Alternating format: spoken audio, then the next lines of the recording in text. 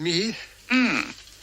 You shut yourself off behind guard dogs, armed men, an array of locks. Well, I value my seclusion. No. No, you're frightened. Look at you now. You're edgy. Well, I don't like people. And you're perspiring. Well, it's hot in here. Then why not open a window? Shall we do that, Mr. Rathbone? Open a window and let the air in. No! Nothing frightens me, you understand? Nothing! Nothing! Bonjour à tout le monde, bonjour. On vous souhaite évidemment... En fait, je voulais commencer autrement, je vais la refaire. Bonjour, Bulle de Rêve, bien sûr, sur Radio Libertaire, la radio de la Fédération anarchiste, sur les internets, et je le donne suffisamment rarement, le numéro du studio, 01 43 71 89 40, 01 43 71 89 40, et vous pourriez appeler et tomber sur la douce et belle voix d'Antoine qui pourrait vous dire « Allô, oui, bonjour, Radio Libertaire, Bulle de Rêve ». Et là, normalement, j'avais un long texte, super drôle, je vous promets, car j'ai découvert, tard, je sais, mais j'ai découvert Douglas Adams, donc le guide du voyage galactique, qui a été absolument incroyable. Et donc j'avais un texte d'une drôlerie incroyable qui mélangeait les insectes, extragalactiques, enfin voilà, c'était drôle. Mais il y avait Nicolas Thiss dans le texte aussi, et Nicolas Thiss n'est pas là. Et il y avait Marie-Pauline Mollaret, mais Marie-Pauline Mollaret n'est pas là non plus. Donc vous n'aurez pas ce texte hilarant, digne de Douglas Adams, et je le mettrai dans un cahier. Et comme Douglas Adams, on le retrouvera après ma mort, 40 ans, en disant « Oh, qu'est-ce que c'était drôle, c'est dommage, on a loupé cette intro ». Voilà, c'était, je range Douglas Adams, mais voilà, c'était mon coup de cœur. Je voulais faire aussi une espèce d'intro à la Francis Gavel, vous savez, comme il le fait si bien. C'est pour ça que j'ai dit le numéro de téléphone aussi, il le fait très bien. Mais décidément, non, j'aime pas cette classe aussi de Francis Gavel. Mais on a autre chose, donc on a Antoine. Bonjour Antoine. Bonjour Alexis. Et donc on a une émission on a une émission aujourd'hui encore en resserré. Il y a un truc qui se passe en ce moment visiblement dans le monde et qui fait que les gens ne viennent pas. Vous avez entendu en entrée, vous avez entendu Diana Rigg et Emma Peel, parce que tout simplement Emma Peel est le personnage le plus incroyable de la Terre, du monde entier. Et Emma Peel est mon personnage fétiche de tous les temps. Et Emma Peel est j'aime beaucoup ce moment que j'ai vu récemment d'un épisode qui s'appelle You Have Just Been Murdered, donc qui est dans la saison 5, l'épisode 21, je suis précis.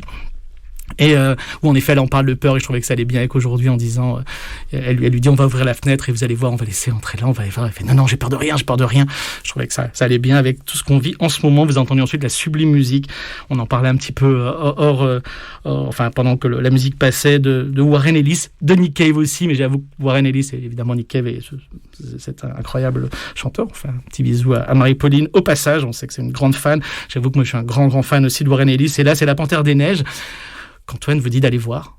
Oui, complètement. Enfin, en tout cas, moi, c'est un film qui m'a beaucoup marqué, beaucoup apaisé, qui nous emmène, pour ceux qui ne sauraient pas de quoi ça parle, à la recherche de la Panthère des Neiges, donc pour aller la photographier, et qui, à part des interventions de Sylvain Tesson qui parfois sont un peu redondantes avec l'image et où on aurait aimé avoir juste l'image et la merveilleuse musique de Nick Cave et de Warren Ellis pour profiter de ces instants. À part ça, c'est un film qui est vraiment captant, qui nous emmène dans un univers pendant 1h30, et c'est rien que pour ça, en ce moment, ça fait du bien. Donc écoutez, et la musique, et donc allez voir le film. En deuxième partie d'émission, on aura un entretien enregistré. Alors ça sera un extrait, je m'excuse déjà auprès évidemment des autrices et des auditeurs de Radio Libertaire. C'est en anglais, on n'a pas eu le temps, on l'a fait jeudi, et j'aurais bien aimé faire une traduction à ce moment-là, mais ça a été impossible à faire. La traduction en direct est quelque chose de compliqué, donc malheureusement, mais c'est dommage. Alors on a d'un côté nos deux accents français, Marie-Pauline et moi, et l'accent polonais de Marta Pajek, mais c'est une réalisatrice. Alors pour les gens qui connaissent pas Marta Pajek, c'est Marta, donc Marta Pajek, et c'est sûrement pour moi en tout cas l'un des plus grands chocs que j'ai eu ces dernières années. On l'a connu notamment avec un film qui s'appelle Impossible Figures, Another Story 2. Elle a fait le numéro 3, et là, elle vient de finir le numéro 1, qui finit cette trilogie, mais elle nous expliquera, c'est comme un triptyque, il y a une installation qui est prévue aussi, et c'est pour moi, voilà, l'un des vraiment des grands chocs, et je crois que j'ai coupé la fin de l'entretien, donc vous l'entendrez pas, mais à la fin, je lui dis à quel point j'étais, et pourtant, on s'est rencontré un petit peu, mais à chaque fois je suis terrorisé de l'interviewer parce qu'en fait je sais pas quoi dire sur son cinéma, ce qui est embêtant pour un intervieweur parce que c'est juste pour moi voilà quelque chose qui vient du bide, et donc mais donc vous aurez ça après, et après tout ce blabla on reçoit 10 ans après, elle était là, j'ai regardé en novembre 2010, jeune étudiante, et 10 ans après on reçoit Louise Caillé. Bonjour Louise. Bonjour. Alors, on est ravis d'avoir Louise. Tu as une petite présentation avant. On va faire des news avant, on reviendra après sur truc, ou tu veux faire une présentation, ou tu la feras après. C'était un peu pour enchaîner. Non. Alors on fera tout à l'heure. En tout cas, Louise, on est ravis de la voir. Ça fait partie. Elle le sait. Enfin, en tout cas, et à Bulle de Rêve. Et moi personnellement, enfin, on suit ce qu'elle fait depuis longtemps, depuis qu'elle est étudiante. Et je pense que voilà, ça fait partie des gens. J'ai arrêté de dire trop de gentillesse avant de faire des questions, parce que sinon voilà. Non, mais ça fait partie des gens qui ont au moins justement à la fois une vraie signature, et à la fois, on en reparlera avec elle, ne pas se laisser forcément justement enfermer dans un style, dans un genre. Et ça, je trouve ça assez passionnant. Donc on va voir avec elle, et puis elle a un petit côté qu'on aime bien à Bulle de Rêve, parce que elle fait ses films voilà, elle fait ses films parce que l'important c'est de faire ses films, mais ça c'est on aime bien ça, et on veut un peu mettre ça en avant. On va faire une première pause musicale. J'ai beaucoup hésité, je voulais absolument vous mettre du Zilan Ardor, qui est ce groupe métal que j'aime beaucoup, mais Antoine a choisi des musiques douces, alors je me suis dit je vais suivre un petit peu ce qu'a fait Antoine pour pas mettre, donc je garde Zilan Ardor parce qu'en plus, ça va, l'album sortira que au premier trimestre. Ils ont sorti pour l'instant 5 morceaux. Donc, on va écouter quelque chose d'autre. Un groupe qui s'appelle Sonlux, qui est un trio qui mélange électro, un peu rock, pop. C'est un truc assez étonnant. Et ils ont fait une trilogie d'albums. Et après cette trilogie d'albums, ils ont décidé de reprendre certains morceaux et de les réarranger avec des chanteurs et des chanteuses. Et ici, on a Napinina, qui est une rappeuse new-yorkaise, si je dis pas de bêtises. Le morceau s'appelle Live Another Life, Heal For Me. Et donc, c'est Sonlux, S-O-N, plus loin Lux, L-U-X. Écoutez, vraiment, c'est assez... un côté toujours un peu hanté. Bulle de Rêve, vous écoutiez donc... ça y est, j'ai perdu ma page, pardon. Vous écoutez Sonlux, pardon. Donc voilà, S-O-N-L-U-X. On parlait... en antenne, vous savez qu'on parle beaucoup, on disait la tristesse de voir tous ces concerts annulés. On devait aller voir Godspeed You, Black Emperor, qui, si vous écoutez un tout petit peu Bulle de Rêve, normalement, vous devriez connaître. Déjà, avant qu'Antoine arrive, j'en passais. Et depuis qu'Antoine arrive, vous n'avez pas de chance. Un mois, c'est lui, un autre mois, c'est moi, un autre mois, c'est lui, un autre mois, c'est moi. Donc, normalement, vous connaissez un petit peu. Alors, quelques news. On a voulu passer un peu de quelques news. Antoine, tu as la première. Oui, moi je voulais vous parler d'un documentaire sur Patti Smith, qui s'appelle Patti Smith, la poésie du punk, qui est une artiste que je connaissais pas et que j'ai découvert grâce à ce documentaire, que je trouve plutôt bien fait, qui est un documentaire donc de Sophie Reynard et Anne Kutaya, si je dis pas de bêtises, et dont les animations ont été réalisées par une personne qu'on a reçue du coup à Bulle de Rêve, qui s'appelle Anaïs Cora, qui avait notamment réalisé The Man Woman Case, et qui est d'ailleurs en train a priori de travailler sur une version de long métrage, une suite à cette série. Et voilà, donc il y a quelques animations par Anaïs qui sont dans le film, mais c'est vraiment, le documentaire est assez réussi, je trouve, notamment parce que il fait la part belle au personnage de Patti Smith, et aussi sur de tout. Enfin, moi, c'est un documentaire qui m'a donné envie de créer, dans le sens où voilà, il fait la part belle à sa personnalité, à ses engagements, à voilà la place qu'elle a pris dans le milieu culturel, et puis aussi à cette idée de voilà créer, même si au début ça marche pas, au début c'est compliqué de trouver sa place et de trouver sa voie. Et voilà, ça donne envie. Merci beaucoup. Donc on regarde, c'est sur quoi? Parce que c'est sur Arte. Donc ça a été diffusé sur Arte, et on peut le retrouver sur Arte, sur le site d'Arte. Sur le site d'Arte. Super. Merci. Donc ce documentaire sur Patti Smith, moi je voudrais dire, elle n'est pas là, mais évidemment elle est toujours un peu avec nous. Marie-Pauline Mollary écrit très bien, comme vous le savez. Là c'est pas vraiment une écriture, mais en tout cas on trouvera bientôt nous aussi notre entretien avec Anna Huguetto qu'on a pu faire. Mais sur le site de Bref Cinéma, vous retrouvez un entretien avec Anna Huguetto qui, pareil, vous le savez, on a un peu peu nos chouchous, mais qu'on aime énormément dans cette émission. Donc voilà, par Marie-Pauline. Donc voilà, sur le site de Bref Cinéma, vous le trouvez assez facilement. Je voulais, moi, vous parler aussi... alors c'est toujours un peu embêtant quand moi je présente, donc c'est moi qui vais présenter la séance, mais je pense que c'est un personnage qui est assez passionnant. Jeudi 13 janvier, vous pourrez aller voir au Forum des Images, il y a une séance, donc séance tout anime avec Jalal Magout. Jalal Magout, c'est un réalisateur syrien qui a commencé en Syrie à animer, qui est maintenant en Allemagne, et il a...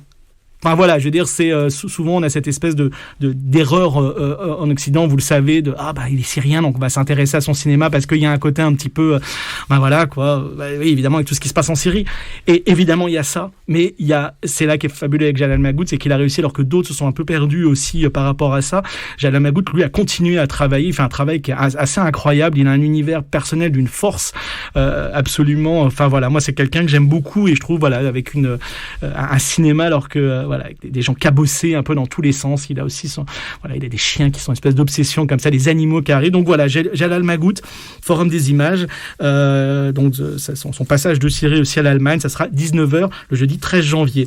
Je vous conseille de regarder sur Vimeo, voilà, des choses intéressantes. Alors, un film qui s'appelle Forever de Mitch McLaughlin. Alors, MC, Glocklin, G-L-O-C-K-L-I-N, McLaughlin, G-L-O-C-K-L-I-N, qui s'appelle Forever. C'est un film très étonnant sur qu'est-ce qu'amène la technologie. C'est un personnage, alors c'est un système technologique dont je vous parlerai pas là, qui est assez complexe, mais en fait il a fait un film sur lui-même. Un jour il a reçu un coup de téléphone en fait de son assurance qui lui dit en gros de toute façon vu vos antécédents on peut pas vous assurer. Il a des antécédents plus ou moins d'alcoolisme, etc. Et en fait, il s'angoisse qu'une AI, qu'une intelligence artificielle, peut lui dire qu'en fait, il a plus beaucoup à vivre, en tout cas, qu'on va pas le donner. Et en fait, il se pose des questions par rapport aussi à cette intelligence artificielle et se dire, mais finalement, c'est bien parce qu'elle me connaît.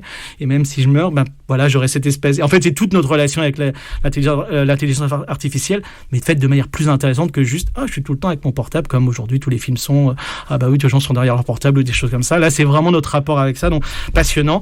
Et puis mais c'est pas son plus grand film, mais c'est George Schwitzgebel.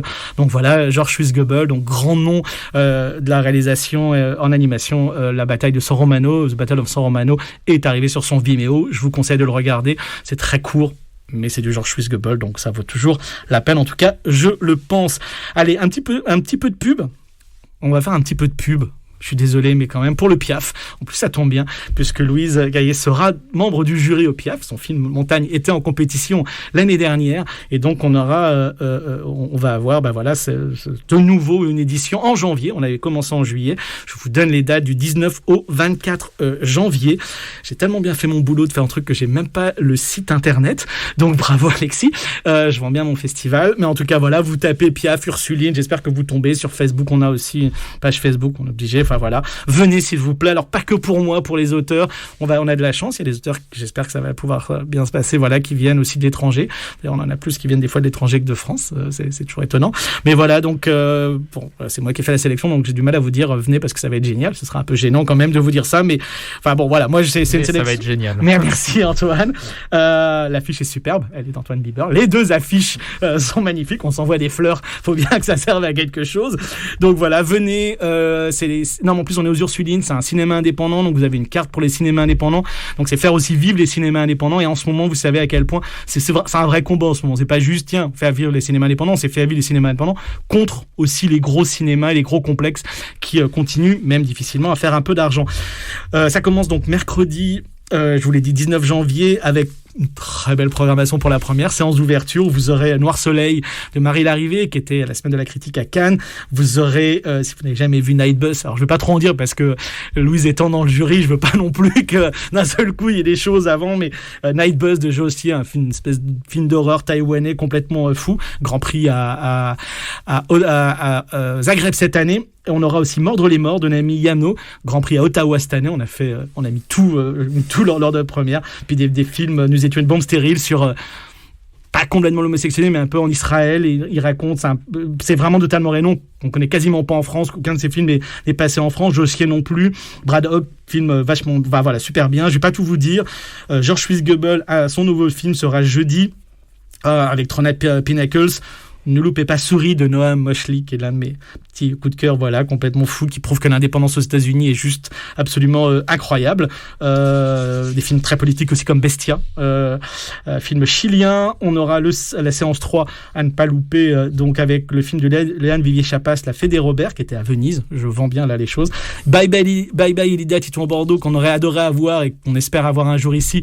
Bah voilà, qui est un petit peu, quand je parlais de Louis tout à l'heure, voilà, quelqu'un qui fait ses films et qui avance pour faire ses films. Et c'est un film de 36 minutes. Je pense que vous aurez malheureusement peu l'occasion de le voir sur grand écran. Le loupez pas. J'espère pas pour lui, j'espère qu'on le verra, mais voilà, avec des choses aussi très très très intéressantes comme Le ciel au-dessus de la ville de Rosalie Lonsin, Le bourreau chez lui. Je vais pas vous faire tout, vous inquiétez pas. Et la séance 4 à ne pas louper, avec un film d'Émilie Merighetti, qui est l'une de mes petites chouchoutes, voilà, réalisatrice qui était en compétition déjà étudiant, qui était en jury l'année dernière, et là, c'est son film dans son temps de l'école, Vitalité. Mais il y a le dernier Koji Yamamura, voilà, vous connaissez, c'est Atamayama, c'est vrai, le dernier Martha Payek, le dernier Shpela Kadesh, Steakhouse, super fort, le dernier Yoriko Mizushiri, la réalisatrice de Futon, c'est son dernier film. Un film, je vous dis le titre en français, Plus de soja carnivore. Je vous laisse le découvrir en salle. Et un autre film dont je vous laisse découvrir aussi en salle, qui s'appelle Dans ma poitrine de feu, il y a encore une place pour tremper ta dague. Si vous avez été élevé avec les Pikachu, venez le voir. Voilà, c'est un film espagnol et on finit par un film apocalyptique, évidemment. Allez, je vous dis pas les films étudiants, jeudi, vendredi. Si vous avez l'occasion, Compétition Horizon, où on va avoir des films du Bangladesh, d'Azerbaïdjan, de Biélorussie, de Colombie, de Syrie, Turquie, de Philippines, du Maroc. Voilà, plein de pays un peu moins connus. C'est le samedi à 16h. Et pour danser, une compétition musique le samedi à 18h. Et en avant-première, je vous dis, quasiment tous les jurys, allez, on se fait plaisir. Dans le jury donc pro, en plus de Louise Caillé, on aura Manon Messian qui travaille donc productrice à Iliad Film, Richard Nègre, réalisateur assez passionnant, expérimental, qui travaille sur des choses assez incroyables, et Sandra Desmazières, donc réalisatrice notamment Comme un fleuve, qui était aussi en sélection. Je suis très content aussi parce que voilà, c'est quelqu'un qui aime pas trop ce genre de choses, et elle a dit oui, donc ça va faire un beau jury étudiant. Il manque une personne. Pour l'instant, c'est encore voilà. Jury étudiant, Violaine Lécuyer et Camille Almeras. Donc, très bon, on va voir la troisième. Jury, musique, Thomas Fouet, que certains connaissent ici. Longtemps, je me suis couché de bonne heure. Camarade de Francis Gavel. Pierre Oberkampf, musicien notamment de L'Heure de l'Ours. Et Léa Kravzik, ancienne aussi de La Poudrière. Et et je vous cite juste parce que quand même, il y aura un jury presse du syndicat de la critique. Deuxième, ça sera en direct. Vous pourrez voir des critiques s'engueuler ou au contraire dire oui et remettre leur prix. C'est un grand moment. On avait eu un grand moment il y a 2 ans ou 3 ans avec Marie-Pauline Mollard et Francis Gavel et Thomas Fouet, justement. Ça avait été épique et Marie-Pauline l'avait emporté au final de manière absolument incroyable. Cette année, ça sera 3 personnes qui ne sont pas justement spécialisées en animation, donc on est très intéressant. Donc Christiane Passevant, que vous connaissez puisque elle est ici même à Chronique Rebelle, et je me suis rendu compte qu'on rencontre plein de gens absolument impressionnants, et elle a j'ai regardé un petit peu pour bien dire son nom, elle a plein de luttes derrière elle, enfin voilà, c'est super impressionnant. J'ai regardé ça, donc maintenant je vais me faire tout petit devant Christiane, parce que voilà, je ne savais pas à quel point c'était voilà, donc je suis encore plus ravi aujourd'hui de l'avoir, bien sûr. Dans le jury, voilà, c'était fait pour le truc, le Piaf, voilà, si vous avez l'occasion, et il y aura aussi une séance autour de L'Heure de l'Ours, film magnifique d'Agnès Patron. Agnès Patron viendra nous en parler, et nous parler un petit peu aussi même des difficultés. On en parlera de financement. On voulait finir, on a pris un peu plus de temps que prévu, et pourtant j'ai essayé d'aller vite. On voulait finir avec quelque chose qui s'appelle l'animation française, c'est autre cinéma. C'est un documentaire que vous pouvez trouver sur Canal+, OCS, enfin selon ce que vous avez et tout. La première partie est super intéressante et revient à ce que je disais à un moment donné la dernière fois, où je remerciais tous les gens qui étaient des passeurs. On a des gens comme Sébastien Roffage, Jean-Baptiste Garnero, Cécile Noesser est pas autant utilisée qu'on pourrait l'utiliser parce qu'elle a des choses passionnantes à dire et ça est pas. On a une première partie où on a un recul et on sait ce qu'on dit. Et la deuxième partie, c'est gens de l'animation, arrêtez un tout petit peu. Alors, évidemment, Antoine Védérindra, c'est le capitalisme a vraiment gagné, quoi. C'est insupportable. C'est-à-dire qu'à partir d'un moment donné, on parle du cartoon movie et c'est fini. C'est-à-dire qu'on parle que de fric. Mais vraiment, c'est ça. Et je suis désolé, c'est un monsieur que je respecte énormément pour son travail, mais quand Didier Brunner ose dire à un moment donné « Ah, on est déjà nominé aux Oscars », c'est comme si on l'avait. De toute façon, Disney va l'avoir. Non, faut arrêter un peu. c'est quoi ce truc d'être absolument devant Hollywood et de se dire juste, ils nous donnent une toute petite part de gâteau, c'est déjà bien. Et c'est les mêmes qui vont râler contre Hollywood, hein, bien évidemment. Ça m'agace comme pas possible. On ne parle que de ça.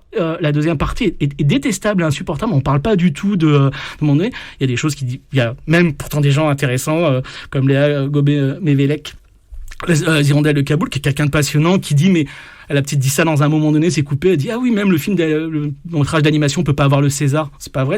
À l'époque, c'était le premier film, mais il peut être nominé. Sauf que personne ne le nomine. Enfin, c'est du n'importe quoi. C'est de l'emporte-pièce. C'est ridicule. Vraiment, cette deuxième partie, autant cette première partie, il aurait fallu rester là-dessus.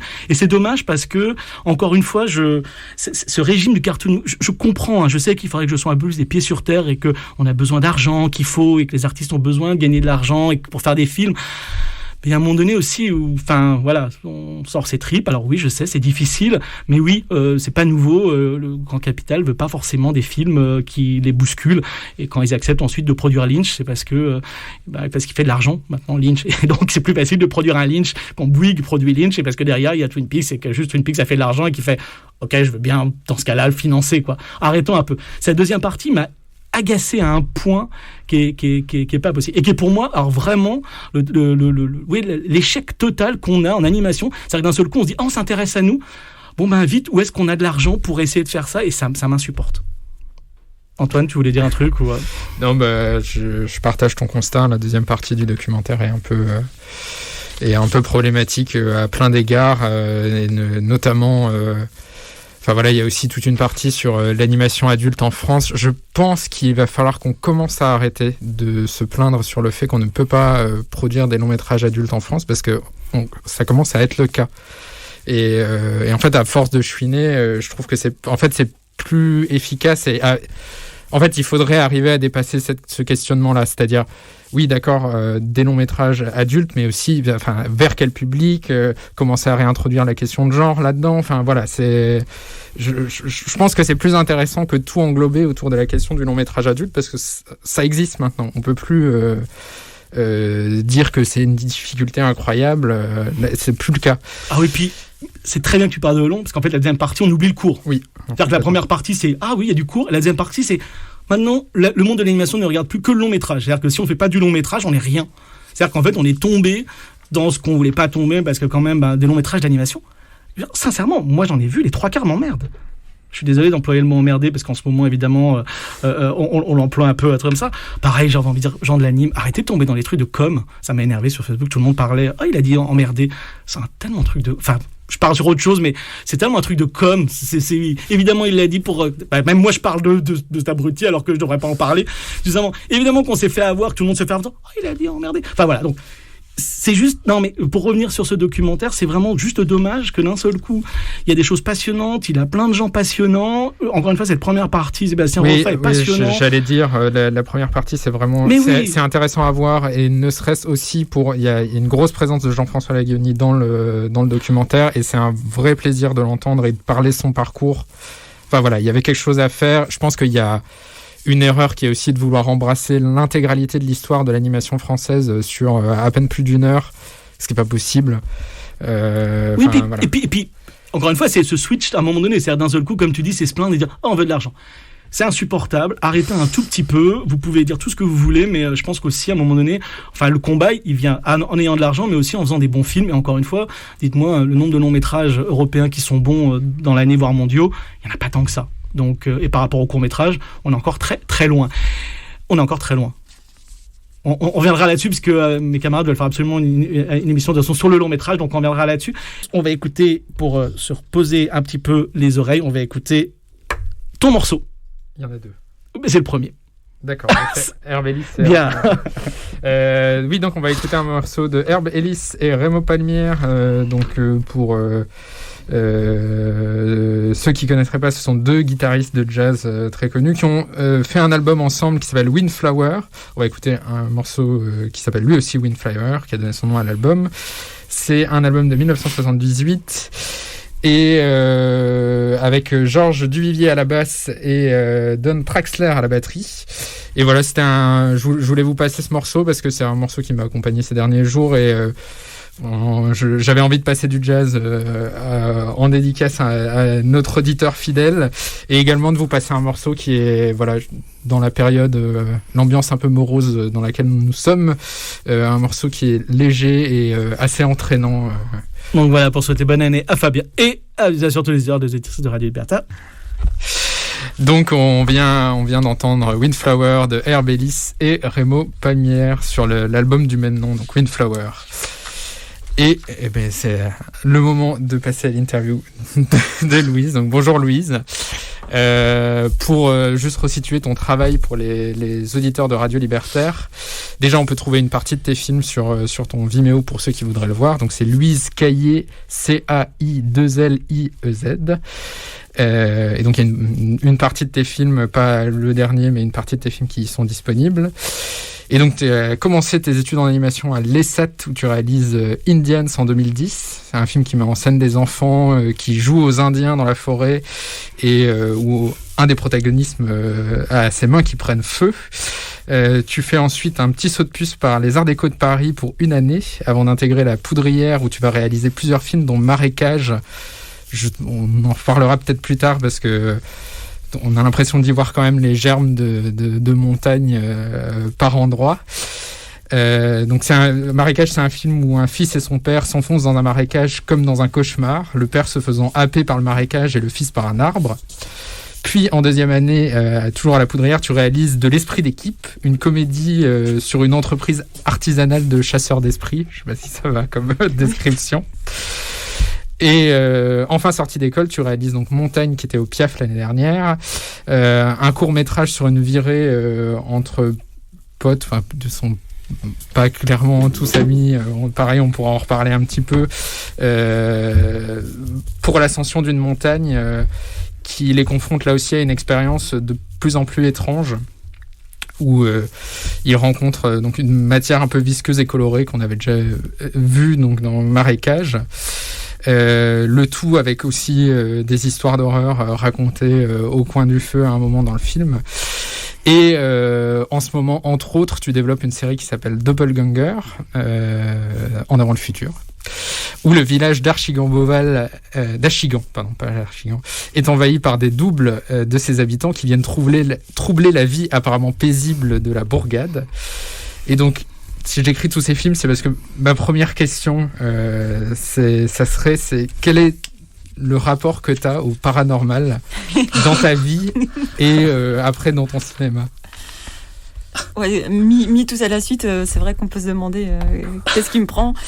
Par exemple, moi j'ai peur des fantômes, alors que je n'y crois pas. Donc c'est totalement incohérent de ma part. Et le paranormal... je sais pas, je crois que j'y crois un petit peu en fait. je me dis, je le construis pas comme une filmo axée là-dessus. Je m'en rends pas compte de ce que je fais vraiment. Ouais, c'est quelque chose qui vient. En fait, moi je me demandais parce que comme c'est quand même un motif récurrent, c'est aussi est-ce que c'est de vouloir raconter des histoires comme ça qui t'a amené à l'animation ou si c'est de l'animation qui amène à ça dans ton parcours? Non, c'est pas ça qui m'a fait faire de l'animation, c'est sûr, mais souvent on se dit tiens, comme je fais de l'animation, je peux faire des choses un peu fantastiques, et ça c'est un biais un peu qu'on a dans le cinéma d'animation et que je retrouve un peu dans Montagne. C'est comme je fais un film d'animation, il faut que j'ai des choses qui soient différentes de la réalité. Et sauf que, pardon Louise, mais tu vas continuer, je vais essayer de couper, mais j'ai l'impression que alors je sais pas si c'est paranormal ou fantastique, mais tu l'utilises justement pour parler de la réalité en fait. Tu parles beaucoup des relations entre les gens. C'est de toute façon, donc mais dans mon prochain film, je crois qu'il n'y a pas ça. c'est quand même... Moi, je trouve ça assez intéressant parce que c'est vrai qu'à chaque fois, dans de l'esprit d'équipe, donc ça, on a l'impression qu'on va vers le film de genre. Il y a tout ce côté-là, un petit peu film de genre. Ils vont chasser, et à la fois, on y échappe. Pour moi, c'était pas du tout un film fantastique. C'était un film, un buddy movie en fait. C'est un film c'est un genre. Le buddy movie, c'est un film de potes et très ancré dans la réalité parce que c'est sur une petite entreprise et tout. Et c'était plutôt un contexte, le fantastique, plutôt que le sujet. Et est-ce que pour te connaître un peu, je sais que tu as un goût pour ce cinéma-là aussi, pour du cinéma d'horreur, pour du cinéma d'étrange. Oui. Et je me demandais si justement. Moi j'ai un goût pour tous les cinémas, donc il n'y a pas de. D'accord. Bah, c'était. Je sais pas si tu avais une question. Non, mais je me demandais si justement il n'y avait pas aussi quelque chose qui infusait du fait de justement, est-ce qu'il n'y avait pas des auteurs qui justement t'avaient donné l'envie d'aller vers ce cinéma-là Non, pas spécifiquement, parce que j'ai l'impression que tout est... On regarde plein de films. Moi, par exemple, je lis beaucoup aussi. Donc, c'est pas que du cinéma, ça peut être de la musique, ça peut être de la lecture. Et que j'ai l'impression que on se fait infuser de tout ça, et après, en tant que personne, on ressort les choses... Il y a quand même... C'est peut-être un peu facile, mais notamment avec Doppelganger et puis maintenant, il y a quand même un côté... Alors, ce mot est un peu galvaudé, c'est un peu facile. Il y a un côté un peu cinéma de Lynch, ou en tout cas un cinéma américain, on va dire, qui se base dans des petites communautés, et on va le voir que toi, c'est souvent le cas, dans des petites communautés où il se passe des choses étranges, ou en tout cas, alors peut-être pas forcément qu'étranges, parce que finalement, des choses qui se passent réellement, mais en tout cas, on se rend compte que finalement, sous la surface, encore une fois, on gratte, et on se rend compte qu'il y a des choses un peu bizarres derrière. Il y a une question là ou Il y a un commentaire, mais c'est par rapport à Lynch. Non, mais c'est parce que tu dis, en effet, il y a peut-être des auteurs quand même. Lynch, ça me fait trop peur.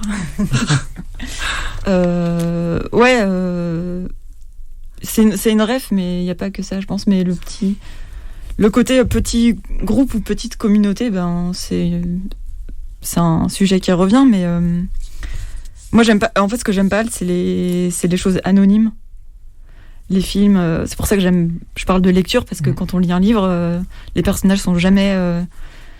ils sont hyper bien décrits et on est avec eux. Et moi, j'aime pas, notamment dans l'animation, souvent, on a un personnage, on dit que c'est un homme, mais cet homme, on sait rien de lui, et ça pourrait être une femme, ça pourrait être... Ce qui est bien, parfois, pour certains films. Mais moi, j'aime bien avoir des caractérisations et comprendre ces personnages, pourquoi ils font les choses.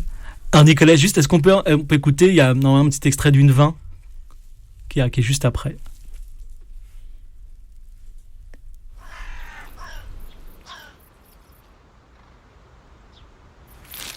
Et là, bim, je prends le tremplin à fond, et comme il n'y avait plus, j'ai failli déraper. Et ensuite... Il a fait quoi, lui ? Comme d'hab, c'est foutu de moi. Enfin bref, heureusement que je gère en général l'atterrissage, et là, j'ai réussi à faire mon truc. J'ai continué, et en fait, j'étais plus vite que le petit. En plus, il m'énerve. Il a genre 11 ans, il est trop niaiseux. On y va ? Trop meilleur. Quoi ? On a à peine fini de manger. Hein ? Faut y aller, après il sera trop tard. Oh la flemme. On est pas bien là, posez. Ah ouais, c'est sûr que t'avais pas la flemme tout à l'heure avec ton concours de pêche là. Non mais tu veux vraiment monter là-haut ? Parce que bof hein, on n'est pas obligé. On peut rentrer aussi. Ouais, peut-être pas. Je veux dire, fallait me prévenir avant de partir. Parce que là, j'ai pas du tout pris les bonnes gueulettes qu'il faut. J'avoue. Vous m'avez pris pour un alpiniste ou quoi ? T'inquiète, je te prends pour rien du tout.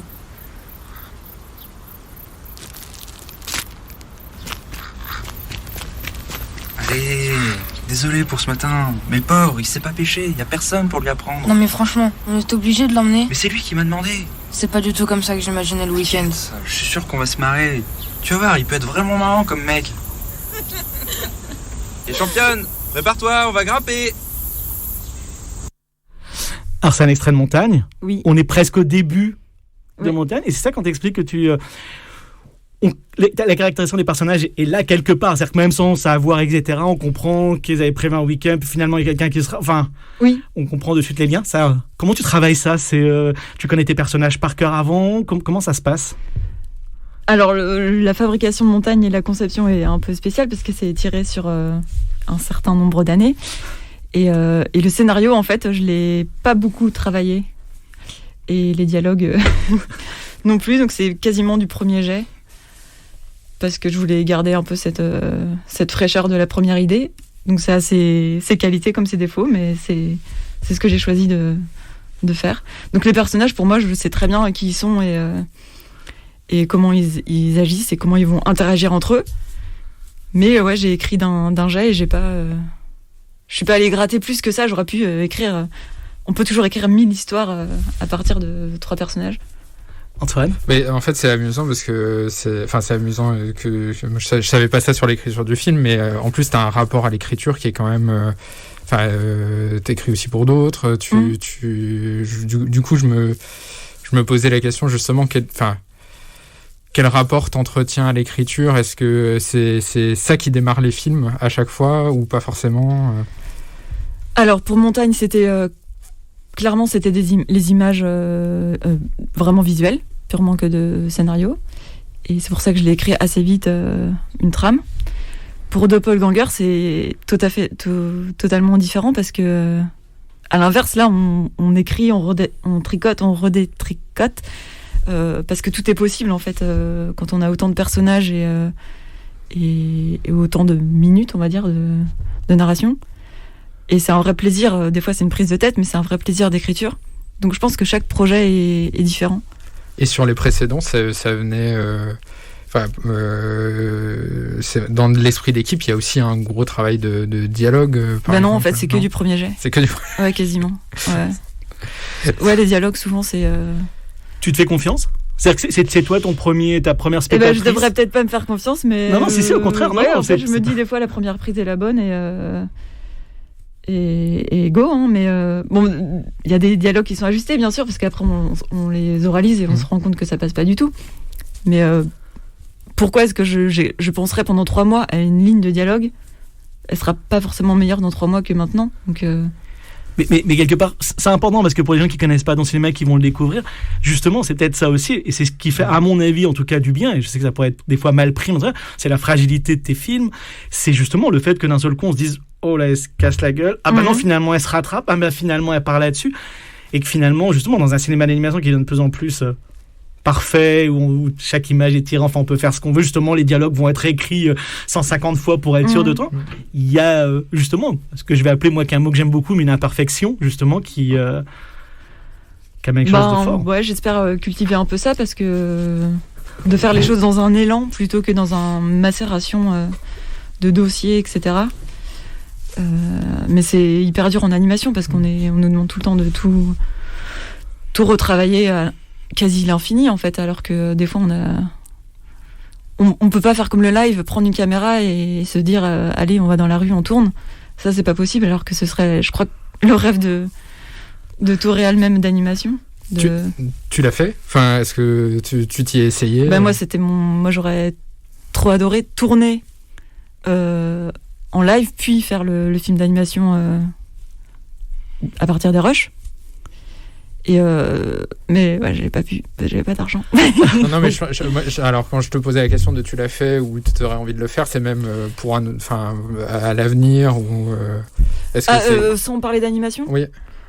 Oui, ça pourrait être une idée, ouais.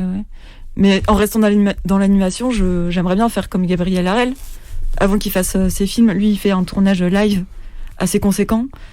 Avec la prise de son en direct, et avant même qu'il fasse ça, moi c'était un peu mon modèle, je rêve de faire ça. C'est pour ça que mon film à la Poudrière, c'est que de la prise de photos et de voix perchées comme ça.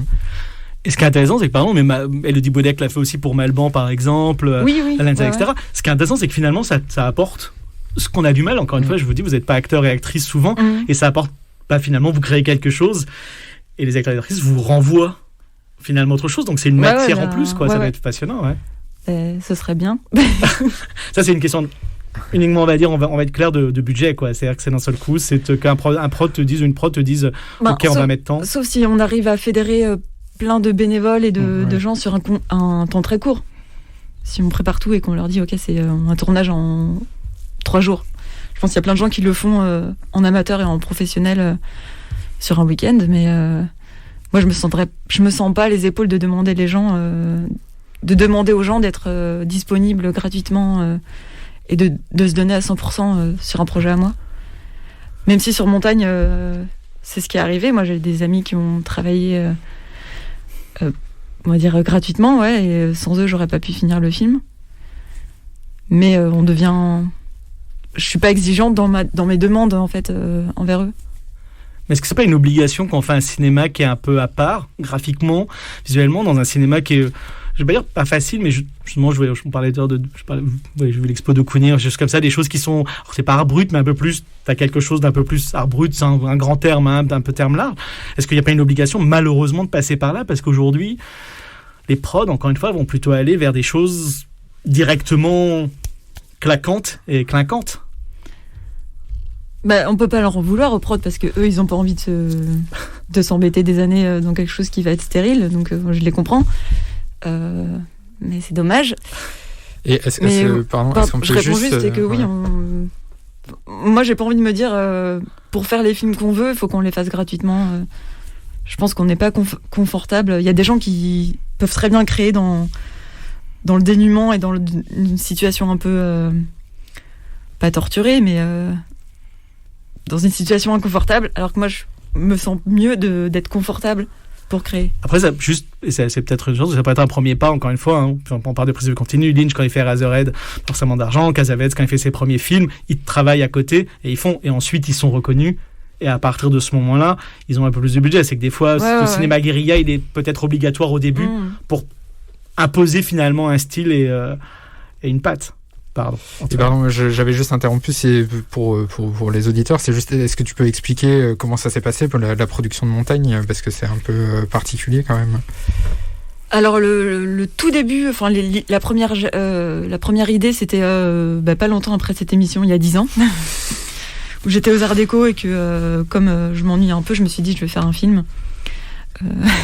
Un petit film de 2-3 minutes et donc j'avais commencé un peu à faire de l'anime et tout et écrire un scénario assez simple et finalement je suis allée à la Poudrière, donc j'ai mis ce film de côté et je me suis dit ce film en fait il sera trop long pour être fait à la Poudrière, je pourrais pas le faire en 8 minutes, je pourrais pas le faire en 3 minutes, donc je le mets de côté. C'est pour ça qu'il s'est un peu distillé dans Marécage, mon film de première année. Et puis ensuite, je suis sortie de la Poudrière et j'ai mis 2 ans. Mon premier job en anime, c'était 2 ans plus tard. Parce que j'ai décidé de bosser sur Montagne et sur Doppelganger en parallèle. Et voilà. Et ensuite, j'ai eu des aides du CNC, donc ça m'a confortée pour continuer. Et j'ai eu des jobs... Qui étaient des aides... T'as eu l'aide à l'écriture? Une aide au concept. Et au concept. Montagne, j'ai eu l'aide au concept. Et ensuite, je me suis lancée aussi dans le monde de l'animation en tant que professionnelle... en tant qu'animatrice. Et Montagne était toujours avec moi, donc je l'ai proposé à des prods, je l'ai pitché, et en fait, personne n'en voulait. Qu'est-ce qui fonctionnait pas? C'était parce que tu avais déjà cette envie de faire un film long, 17 minutes? Non, ça restait 12 minutes, 10 minutes, c'était plutôt... je pense que c'est l'image qui faisait un peu peur. Le scénario qui était pas béton, c'était un peu flottant, je pense, et donc on m'a un peu découragée de me dire ne commence pas. Sauf que moi au bout d'un moment j'avais envie de commencer, donc j'ai commencé toute seule à faire de l'animation, à faire la colorisation, parce que j'ai la bonne idée de faire une colo à la gouache sur chaque feuillet d'anime, et donc voilà, ça a duré très très longtemps, jusqu'en novembre 2018 où j'ai rejoint les locaux de Novanima. Parce que Marc Fay, le producteur, s'est engagé à m'aider à finir le film en tant que producteur. Et donc on a réussi à avoir 2 aides. En tout, ça faisait 45 000 €. Et donc moi, je pensais qu'il me restait 3 mois pour finir le film. En fait, il me restait plus d'1 an. T'en étais où au moment où il arrive dans le film? J'en étais en pleine colo. Ouais, j'avais quasiment fini l'anime et une bonne partie de la colo était finie. Et donc les aides qu'on a eues nous ont permis de financer tout ce qui est compositing, tout ce qui est location de studio pour faire les voix, pour faire le mixage. Et en fait ça part très vite, les 45 000 € évidemment. Mais sans ça, je me serais retrouvée avec mes images qui sont un peu hétéroclites parce qu'il y en a qui avaient été finies en 2016. D'autres en 2019. Donc pour que tout soit cohérent, le compositing c'était pas mal, l'étalonnage aussi. Et donc c'était... j'aurais pas pu finir, je pense. C'est l'exemple que je pose toujours, mais comment on fait pour garder l'envie quand ça s'étend sur un nombre d'années comme ça? Alors moi je pense que c'est primordial, c'est de rester fixé sur son idée de base. Et en fait, c'est le plus gros défi, à mon avis. Parce que être endurant sur une période de travail très longue, c'est possible.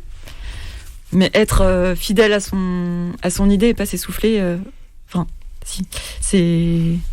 C'est ça le plus complexe, c'est de finir un film on s'est projeté avec soi-même 3 ans plus tôt ou 4 ans plus tôt. Et en fait, parce qu'on évolue forcément, ne serait-ce que dans la mise en scène. Et donc moi, je me retrouvais à coloriser des scènes. Ça marche peut-être pas, mais en fait, il faut que je finisse le film. Et voilà, donc... ce qui me motivait, c'est que j'adorais toujours le film. Même jusqu'à la fin, je l'aimais bien. Juste, pardon. Vas-y, Antoine, pardon. J'allais demander, même, est-ce que très concrètement, tu fais des choses pour... parce que là, tu dis qu'une des complexités, c'est presque de recommuniquer avec ton toi d'avant. Est-ce que tu prends des notes et que tu relis plus tard ou, Non, pas du tout. Pas sur ce film-là, en tout cas. Mais je pense que n'importe quel projet, ça c'est un conseil pour tout le monde, c'est des fois quand on est un peu perdu, il faut retourner dans les dossiers, il faut rouvrir le premier PDF avec les premières notes, les premières images. Et là, on se souvient de... Ah oui, c'est ça les intentions premières. Toujours. Enfin, moi, n'importe quel projet, il faut faire ça. Oui. Non, mais je t'en prie, finis. Je me fais pas spécialement de notes, mais des fois, retomber sur un vieux dossier, c'est un espèce d'épiphanie. Genre, mais oui, pourquoi je me pose des questions ? Je répète souvent les grands réals, Coppola, Fellini disait qu'ils avaient toujours une phrase au moins, ou en tout cas, voilà. Ce que tu dis plus ou moins, c'est d'avoir quelque chose et de revenir à cette phrase-là, ou cette intention-là en se disant, parce qu'en effet, finalement, on peut se perdre très vite. On rencontre des gens, on change soi-même, et que finalement, je suppose que quand tu rencontres Marc Fay, ah oui, c'est bien, mais peut-être que tu pourrais faire ça comme ça. Quand tu rencontres le son ou les actes, tiens, c'est bien, mais tu pourrais peut-être faire ça comme ça. Et... alors la spécificité...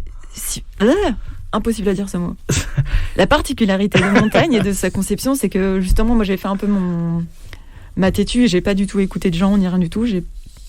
C'est pour ça qu'il est comme ça, c'est qu'aussi il a un côté sortie brute, c'est que j'ai pas du tout demandé de retour de quiconque. Et que Marc, il a été super, ils m'ont proposé des choses. Et moi j'ai un peu ajusté ce que je considérais comme oui, là ils ont raison, il faut vraiment que je change, mais sinon c'était carte blanche. Juste la seule chose en fait finalement de ton cinéma, ça serait de pouvoir avoir suffisamment d'argent pour le faire en 1 an, en 6 mois, c'est-à-dire de faire quelque chose de super rapide et vite de passer à un autre. Et d'avoir à côté de ça des projets comme Doppelganger, on va en reparler, où là tu vas prendre du temps. Mais ça c'est le rêve de tout le monde d'avoir de l'argent pour faire des films tous les ans. Pas forcément, il y a des gens qui ont besoin, Norstein, je suis persuadé qu'il est très content de pouvoir faire des films même tous les 15 ans, où il y a des gens qui ont besoin de ce temps-là, finalement. Moi en tout cas j'aimerais bien la solution que tu proposes, parce que moi pour moi c'est un espèce de stress, pas un stress, mais de savoir que je pourrais pas faire autant de films dans ma vie que ce que j'imagine. Les années avant, c'est mais peut-être une fois j'ai rêvé que j'avais 50 ans et que j'avais pas fait de film d'autre que Montagne et j'étais mais c'est horrible. Et pourquoi pas faire des livres, de la musique? Est-ce que tu as envie de faire d'autres choses pour expulser justement cette envie créative? Ah non, là moi je parle spécialement de films. Ouais, toi tu veux rester là-dedans, c'est-à-dire que tu peux aimer la littérature, c'est important pour toi la musique, mais toi, tu veux faire des films, c'est ça? Tu veux rester dans et puis, je fais pas de musique. Ah, c'est dur. Hein. Non, je me dis, quand je serai à la retraite, je ferai un instrument, je jouerai d'un instrument. Mais il y a des grands groupes, les Shonen-F, groupes japonais, elles savaient pas jouer. Elles se sont mis à jouer, puis voilà, dans les années 70, 80, enfin 70 notamment, il y a eu pas mal de groupes un peu barrés comme ça. Moi, je vais rester au cinéma. Ce que je propose, Antoine, c'est de faire une pause, à moins que tu avais une question. Moi, j'avais juste bien sûr. Une toute dernière question sur justement la production de Montagne. C'est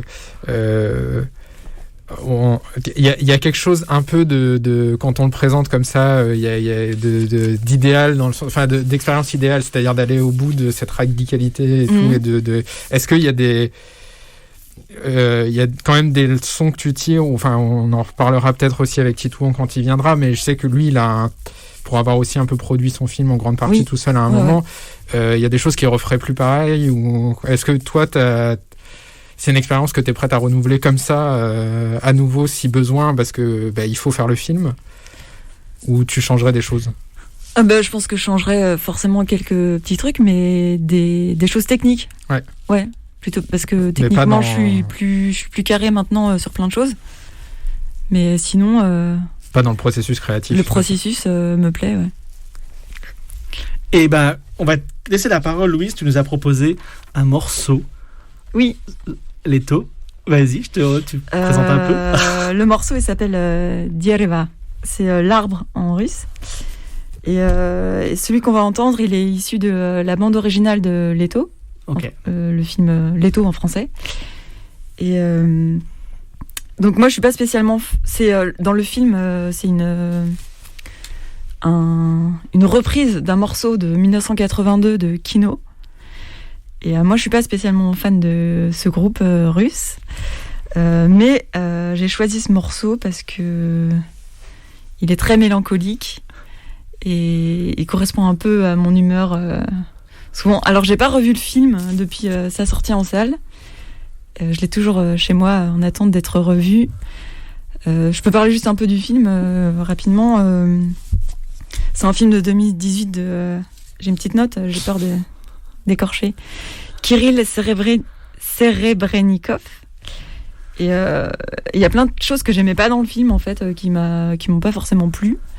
Et tout au long de la séance, je me disais, mais où on va ? Ça me plaît pas trop. Et les 20 dernières minutes, je sais même pas ce qui se passe dans les 20 dernières minutes, mais je me souviens d'être prise d'avoir compris, en fait, le sentiment qu'il voulait nous faire ressentir dans tout le film.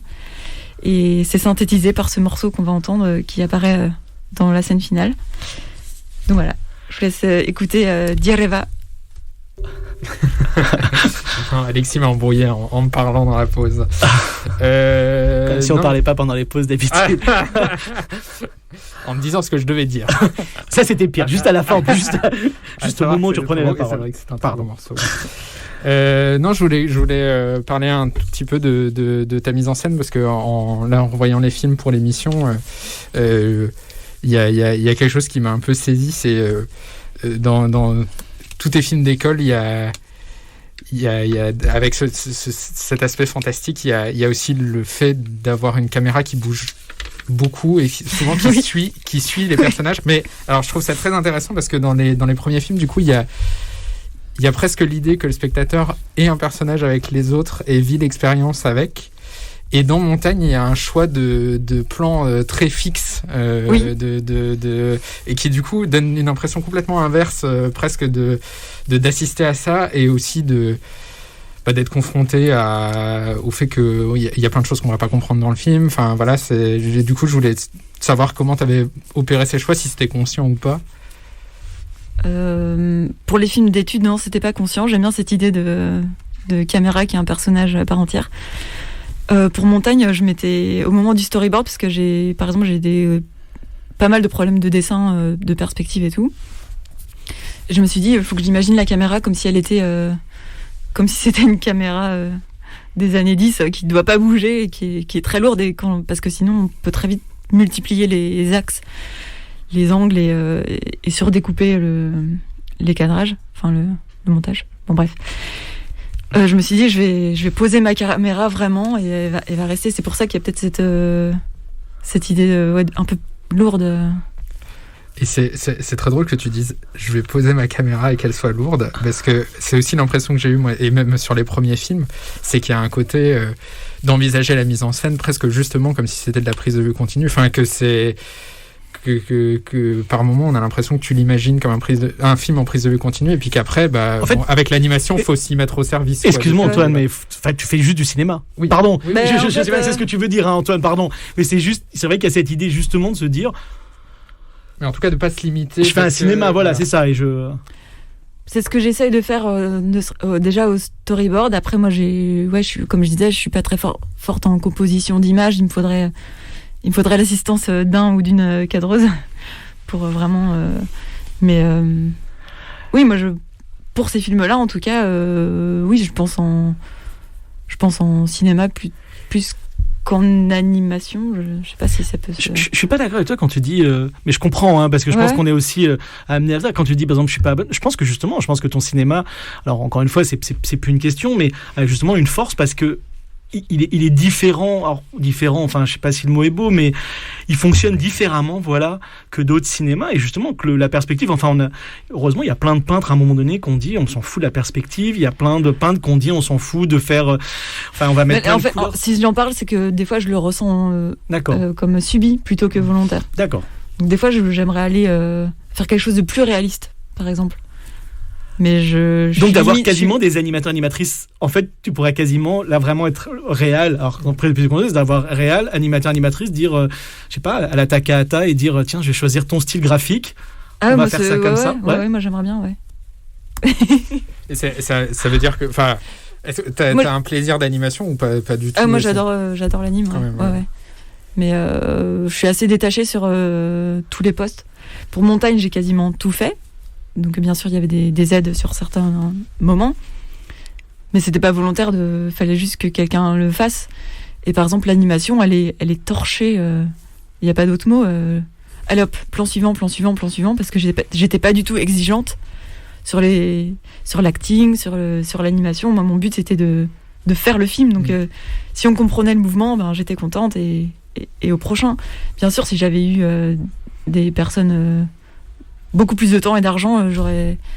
Alors peut-être que ça aurait perdu en fait aussi la force du film. Donc je sais pas trop... si un jour j'ai un gros budget et que je me retrouve dans cette situation, ben on verra bien ce que ça donne. Mais justement, là, pour Doppelganger, tu as fait appel à Morgane Lepéchon pour t'aider au design. Oui, ouais. Parce que, par exemple, Doppelganger, je savais que c'était un truc plus gros que moi. Et donc, il fallait que je trouve un co-scénariste, une co-auteur graphique. Et parce que ça me fait plaisir de déléguer des tâches quand je sais que les gens sont 1000 fois meilleurs que moi pour ce poste. Donc, aucun problème, toi, t'es mieux. J'ai pas... Et comment tu diriges? Parce que malgré que ça soit Morgane et qu'on reconnaisse quand même un petit peu de son graphisme, il reste dans les images qu'on a vues pour l'instant de Doppelganger. Donc si vous voulez le voir, le teaser, il est sur le Vimeo d'Amopix, si je dis pas de bêtises. Et il y a... Amopix, c'est A-M-O-P-I-X. Amopix, pas d'Amopix. Ouais. Voilà. Mais malgré qu'il y ait son style graphique, on sent quand même... Enfin, il y a...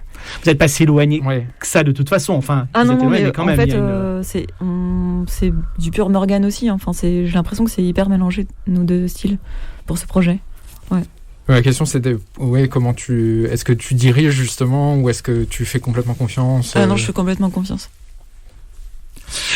Non mais j'ai l'impression que tu pourrais avoir, j'ai l'impression qu'il y a plein d'envies et que tu pourrais avoir en fait plein de projets complètement différents. C'est-à-dire que j'ai l'impression que tu pourrais avoir un Doppelganger qui te suit, tu pourrais être, je sais pas moi, ce genre de réa, enfin dire tiens Doppelganger, finalement c'est toi qui fais ça, puis de faire un petit film toi dans ton coin pour le plaisir. Moi mon rêve ce serait d'être showrunner, ça veut dire de poser les bases et d'être un peu je suis le pilier et on se réfère à tout, mais limite, il pourrait y avoir quelqu'un d'autre à la réal. Bon, je serais un peu triste, mais... Oui, mais tu ferais un autre truc à côté, c'est ça? Oui, Enfin, ce serait bien sur ce projet. Et par exemple, là, je suis en train de préparer un nouveau court-métrage. Et clairement, les images, j'ai presque rien, parce qu'il faut que je collabore avec quelqu'un. Est-ce que d'avoir fait Montagne quand même malgré tout, 17 minutes, qui place un univers, qui est autre chose, où d'un seul coup on retrouve en effet marécage, est-ce que ton prochain cours sera dans la même idée? Et est-ce que d'un seul coup, les prods se disent « Ok, on n'était pas sûr sur Montagne, mais que là, il y a quand même quelque chose qui est en train de naître, on va dire, et on te fait confiance » Je pense pas, parce que le film sera totalement différent graphiquement et dans la narration. Ce qui fait qu'ils n'auront rien à s'accrocher. Encore une fois, ça va être un dossier où les gens vont se dire « Mais qu'est-ce qu'elle veut raconter ?» Enfin, malheureusement... Ça va pas être une continuité. C'est rigolo, pardon, mais dans ton discours, c'est intéressant parce qu'en gros, tu calcules pas du tout, que tu fais les choses comme tu as envie de les faire. Tu regrettes quand même de pas avoir de l'argent, de pas avoir, mais que tu te dis non, tant pis, c'est pas grave. Il y a quand même un choix qui est de dire je préfère ma liberté, même si elle est difficile. Et je le comprends, que tu aimerais bien qu'on donne plein d'argent pour Doppelganger, mais surtout, de toute façon, tu veux continuer à le faire comme tu as envie de le faire. C'est-à-dire que si d'un seul coup, on te dit on va te changer tout, ton histoire nous intéresse, mais on va prendre un graphisme. Doppelganger, c'est un cas spécifique parce qu'il y a beaucoup de gens qui se sont engagés déjà dessus et qu'il y a plein de partenaires et que en fait on aimerait bien que le projet aboutisse. Et donc c'est à moi de choisir mon curseur de qu'est-ce que je lâche en fait, à quel moment je donne du lest, ce qui est hyper dur en fait. Est-ce que je vais travestir le projet ou pas pour bon, ça c'est des choix vraiment personnels qu'il va falloir mettre en jeu. Et par exemple cet autre projet, je suis en train de réfléchir déjà à la conception, prend en compte l'idée de le faire peut-être avec 0 argent. Donc déjà comment trouver des moyens de mise en scène, de narration qui seraient utiles si jamais j'ai pas d'argent pour le faire. Et est-ce que c'est aussi, tu disais justement des changements techniques par rapport à Montagne, est-ce que c'est aussi pour que justement ça dure moins longtemps que Montagne ou... Oui, que ce soit un peu plus rapide à faire. Ouais. Et quand tu parles de liberté, moi, on parlait de Cannes avant l'émission. En fait, moi, je suis désolée, j'ai pas envie de faire un film, c'est horrible de dire ça, mais j'ai pas envie qu'on me dise fais moins de 14 minutes, fais un film de moins de 15 minutes. Parce qu'en fait, c'est parce que c'est Cannes qui n'accepte que les films en dessous de 15 minutes. Bah oui, mais...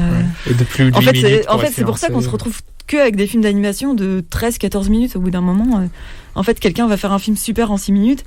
Quelqu'un d'autre, désolé, il a besoin de 27 minutes. Titouan, il fait 36 minutes parce qu'il a besoin de ce temps de narration. Mais donc on est d'accord quand même, parce qu'on revient un peu là-dessus, et c'est ce qui est intéressant en effet quand on a dit qu'on allait de nouveau te recevoir. C'est intéressant, c'est qu'il y a quand même cette volonté, et c'est vrai que c'est rigolo parce que t'es Nevanima, il y a Florentine Grelier aussi qui est là, et Florentine, je sais, a beaucoup ce discours de se dire voilà, j'essaie de faire un film avec de l'argent, mais je veux faire un film, enfin j'ai besoin de faire aussi des films, alors c'est pas une question de sans argent, mais où j'ai une totale liberté, où je sais que je vais pas devoir écrire un dossier et que le CNC ou la région ou autre, et heureusement qu'ils sont là encore une fois, on se plaint pas de ça, mais de se dire là, on comprend pas ce personnage-là. Peut-être que ton personnage est là, à un moment donné, le personnage dans Montagne, on se dit c'est une fille, un garçon. Enfin voilà, on sait pas trop et on abandonne au bout d'un moment. Enfin, on cherche pas à savoir forcément le genre ou quelque chose comme ça. On part là-dedans et tu vas mélanger tout. Est-ce que, encore une fois, j'ai l'impression que pour toi, cette liberté, elle est quand même fondamentale. C'est-à-dire que... en fait, je conçois pas les choses autrement. Enfin... C'est peut-être pour ça que je devrais pas dire ça tout de suite. Je vais avoir du mal à trouver d'autres producteurs, mais après, je comprends par exemple un projet qui est destiné à être diffusé en plateforme ou qui est vraiment dans par exemple la série. Donc on a vraiment des formats assez spécifiques. Bon, c'est presque un jeu de scénario de tout faire placer, de tout placer dans le format. Mais le court-métrage, on va à Clermont-Ferrand, les gens, on voit que dans le court-métrage live, on se pose pas la question, à l'étranger, les films d'animation étrangers, ils se posent pas la question non plus de est-ce que je vais faire 14 minutes ou pas. Donc, je conçois pas cette idée de se brider tout de suite. Alors que c'est hyper dur de faire un film, pourquoi se prendre la tête à ce point ? Oui, mais mon animatique, elle est un peu trop longue. Bah oui, mais... Oui, des fois c'est bien plus court, mais peut-être que si elle est plus longue, c'est parce que tu as envie d'avoir ces scènes-là. Et moi, Montagne, il est très long parce qu'il y a des scènes très flottantes. Et en même temps, c'est les scènes qui me font le plus plaisir parce que elles surprennent le spectateur parce qu'elles sont pas calibrées. Antoine ? Est-ce que de ça, t'en discutes avec d'autres réals ? Ou pas du tout Pas trop, non. Non, je ne discute pas trop. non, mais je me demandais parce qu'effectivement, on a déjà eu plusieurs fois la discussion dans l'émission, mais le fait que le court-métrage en France soit quand même relativement bien financé, effectivement, ça a une tendance à pousser les auteurs justement au retravail permanent. Où on a le FAIA a une commission réécriture, donc voilà, ça dit aussi... Entre réal et on se plaint tout le temps de ça. Enfin, tout le monde se plaint de devoir faire des milliards de dossiers. Mais après, je vais pas dire aux gens tu devrais faire ton film, tu devrais le faire plus long. Non, c'est pas ça. Mais c'est après, plus... chacun fait comme il peut avec son projet. C'est plus du fait de ton expérience, tu vois, aussi d'arriver justement à échanger avec des gens en disant juste en disant c'est possible en fait, il y a des solutions, j'ai une expérience qui montre que c'est possible. Voilà. J'en parle maintenant. Non mais c'est intéressant, c'est un point de vue et on ne sait pas si la crise, on ne sait pas comment les choses vont se passer. Évidemment, les gens d'animation ont l'air d'être tranquille et te dire mais non, tout va continuer très bien. Mais je trouvais intéressant quelqu'un qui est souvent venu ici, qui est Gilles Cuvelier par exemple, et je sais qu'il a souvent cette réflexion de se dire ben voilà, j'ai fait mon film là, je vais faire un film de 20 minutes, je vais essayer de le faire à moins de 100 000 euros, 80 000 euros, tout en payant très bien les gens, mais en ayant un truc. Alors bon, après, c'est comme toi, il fait beaucoup de choses aussi seul par rapport à ça, mais est-ce que c'est pas une réflexion importante? Et quand moi je vois, alors moi en tant que spectateur ou en tant que là sélectionneur, quand je vois c'est vrai que ce qui vient d'indépendant, des fois des États-Unis, du Japon, alors même si de temps en temps ils viennent ici, je trouve qu'il y a une plus grande liberté, il y a une plus grande folie qui nous vient maintenant de l'extérieur que de nous en France, alors que pourtant c'était important à un moment donné, et que finalement je trouve ça intéressant même de se dire ok, j'ai que 45 000 ou je vais avoir 60 000 euros pour faire 17 minutes, comment, mais je veux le faire comme j'ai envie de le faire, comment je trouve les moyens, et ça serait intéressant en effet peut-être qu'il y ait des...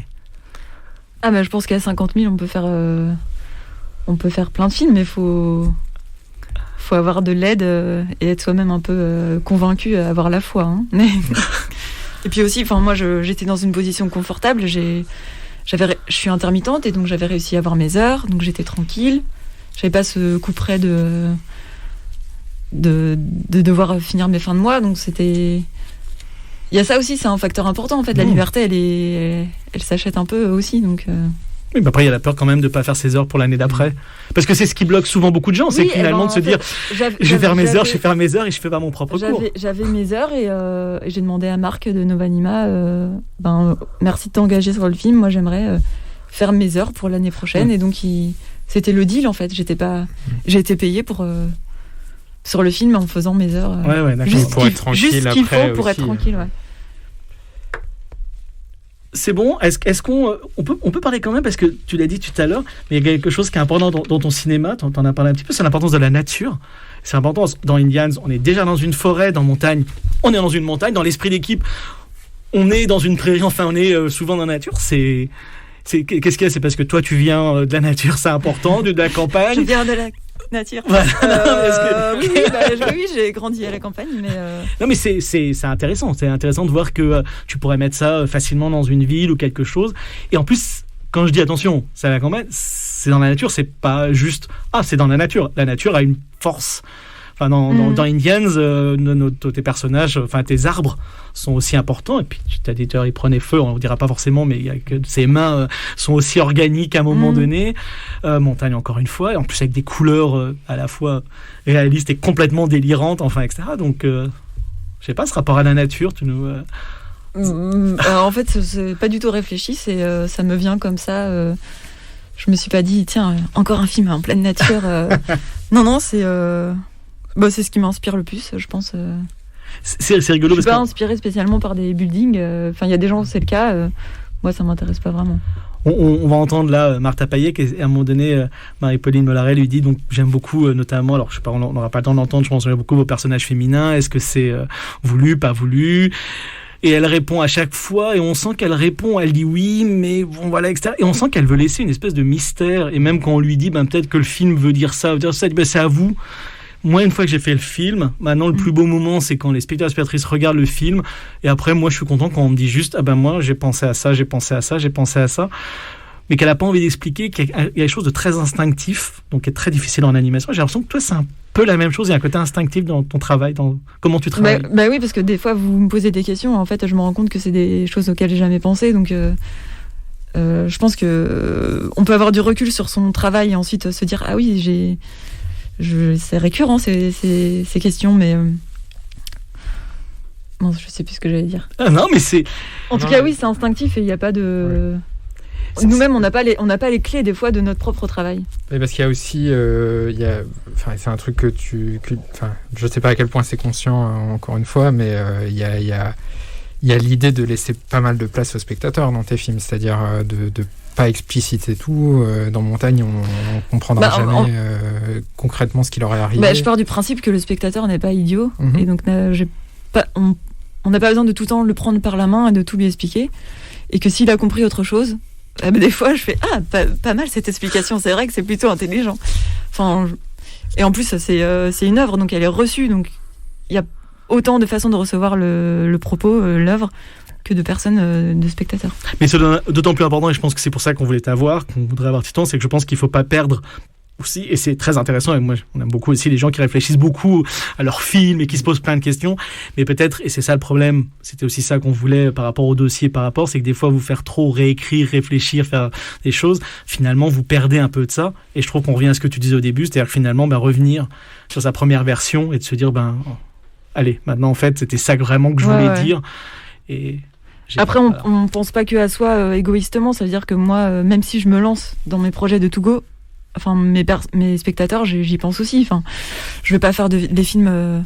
Je réfléchis beaucoup à faire des choses pas trop hermétiques parce que j'ai pas envie de perdre l'intérêt. En fait. Et comment t'arbitres ça ? Enfin, est-ce que tu montres le film parfois ? Jamais. Non. Oups. Non, pour Montagne, non. C'était vraiment dans mon coin, un peu comme une bête. Non mais pardon, excuse-moi, j'insiste, peut-être ça va être un peu, ça peut agacer, mais parce que je pense à un moment, parce que là je suis en discussion avec une réalisatrice iranienne dont j'ai pas pris le film au piaf et qui me disait, j'ai réduit le film. Alors que moi, j'aurais voulu que le film soit un peu plus long parce que c'est un film assez poétique. Elle a dit, mais moi, on m'a dit, tu vas perdre trop de gens dans le truc. Donc, j'ai réduit le film de 3-4 minutes.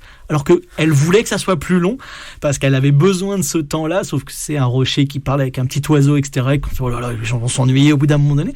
Et je trouve ça important de pouvoir dire, non, à un moment donné, tant pis, j'écoute pas. Puis si je me plante, de toute façon, la personne qui se plante, c'est le réel ou la réelle. Un prod pourra toujours dire, je lui ai dit pourtant, je vais pas faire ça, etc. Et c'est peut-être, beaucoup de gens peuvent se dire, c'est tête de mule, enfin voilà, mais c'est aussi bien de se dire, j'ai l'impression, je crois à ça et je vais jusqu'au bout. C'est comme tu disais, ce que tu disais au début de l'émission, il faut se faire confiance aussi en ce qu'on croit, vraiment. Merci, Loïs, c'est important. On va passer... alors évidemment, tu t'en doutes, Nicolas, mais bon, ça tu connais évidemment par cœur, et c'est pas une nouvelle année qui va nous faire changer ici à Bulle de Rêve nos bonnes habitudes. On va lancer donc le long morceau qui fait 37 minutes de Martha, et puis je te dirais, on va, je pense, en écouter une bonne vingtaine de minutes. En plus, bon, comme c'est de l'anglais, voilà, c'est dommage, vous n'entendrez pas à la fin cette belle voix d'Anna Polini, grande actrice polonaise, chanter, mais vous allez devoir venir samedi où vous verrez Impossible Figures and Other Story 1. C'était jeudi matin avec Marie-Pauline Mollaret et moi-même. On a eu la chance d'avoir en visio, de Pologne, Martha Payek, qu'on écoute maintenant. Merci, Nicolas.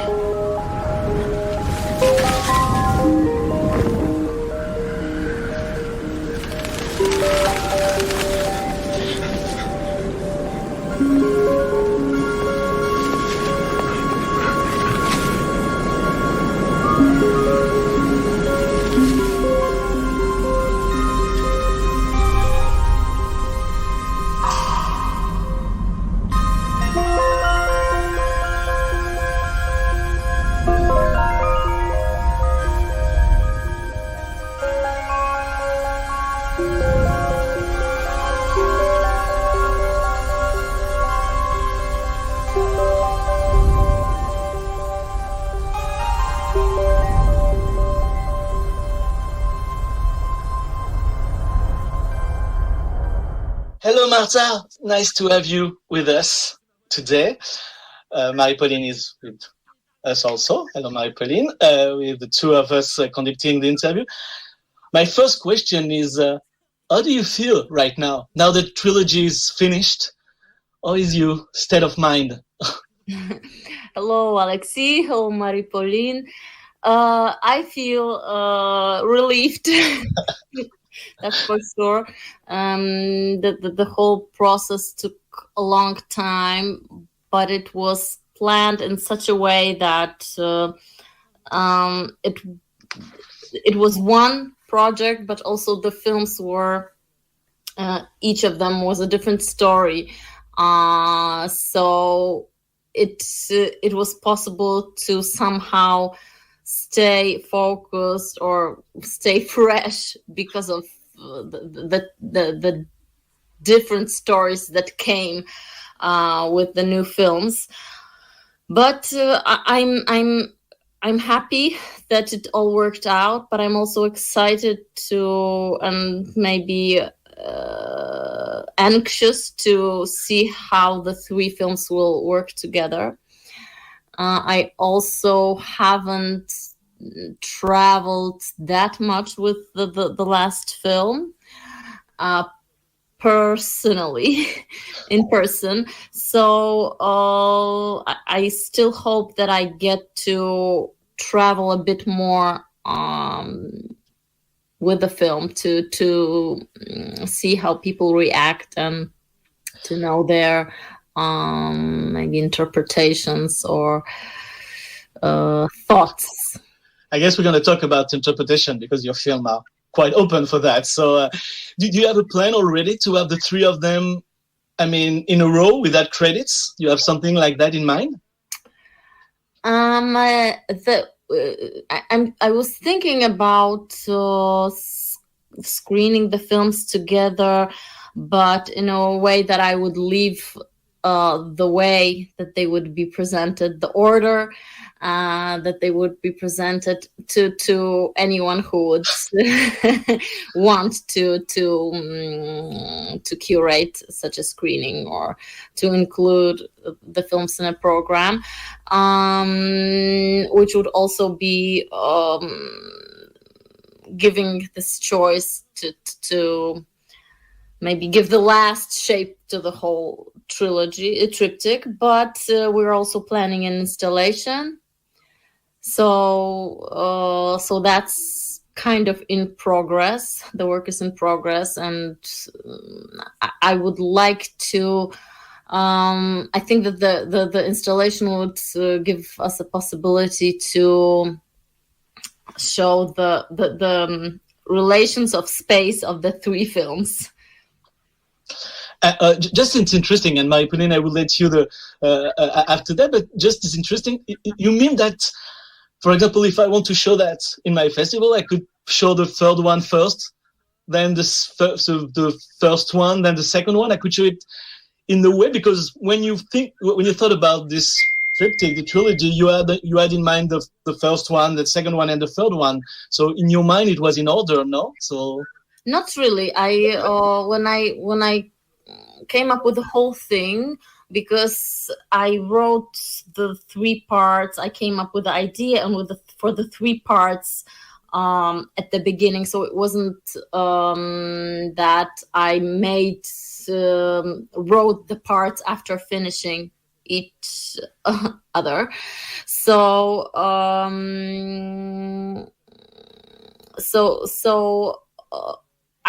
the way I see it is more like that's why also I call it a triptych, because I see it as like a kind of maybe altarpiece in a church. You have three parts, and you come in and you look at wherever your eyes lead you, and that gives you a certain kind of story. So I think that I would like to give the freedom to maybe somebody who is programming, or to the audience in the case of installation, to create the story anew. The spaces are always so important in your film. You talk about that, like it's different spaces.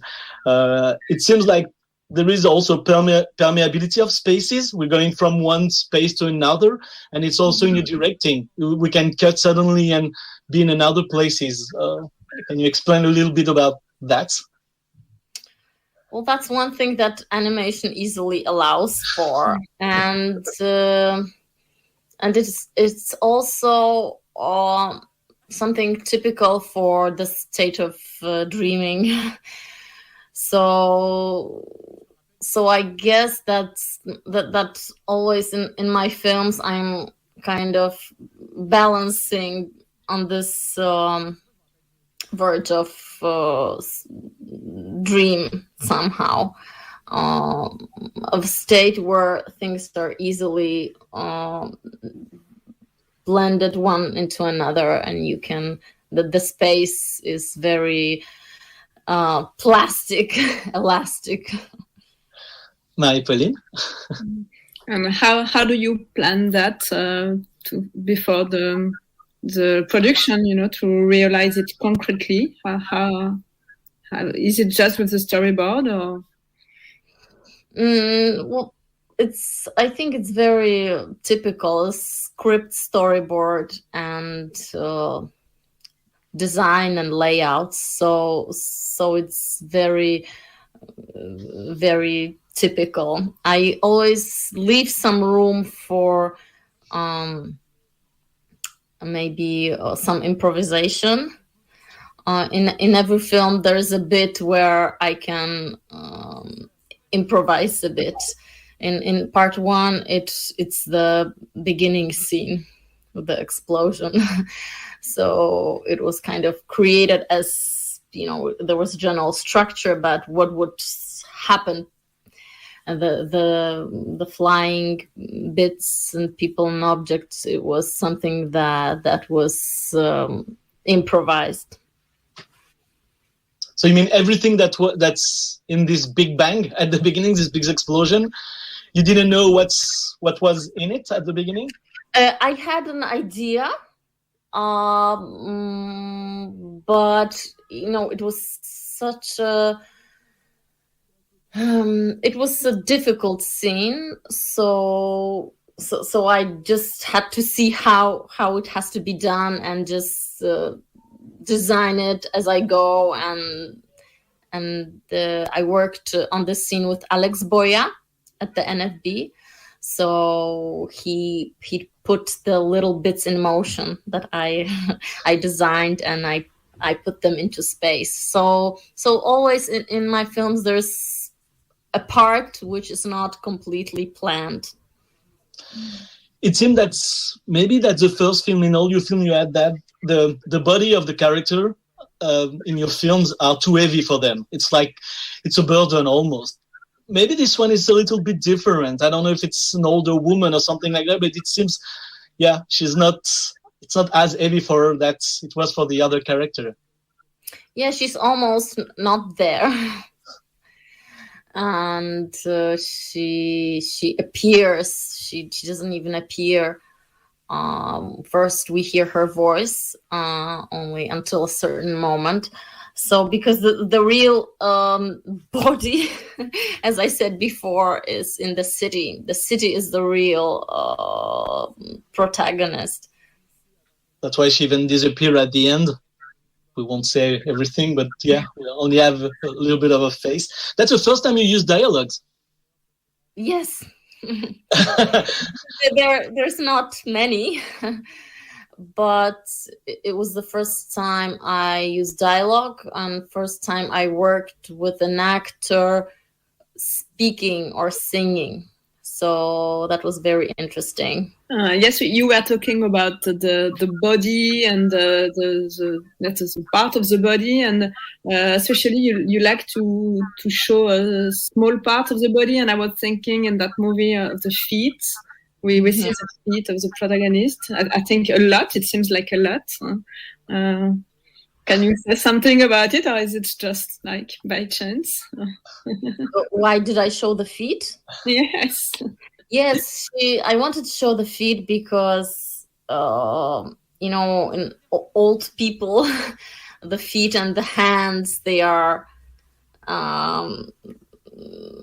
you can see the age in the feet and the hands, and when an old person is walking, it's also not very easy. So I chose that part to introduce her, and also she is trying to remain elegant. She's trying to remain feminine, but you can also see her age. So that's how I wanted to introduce the character.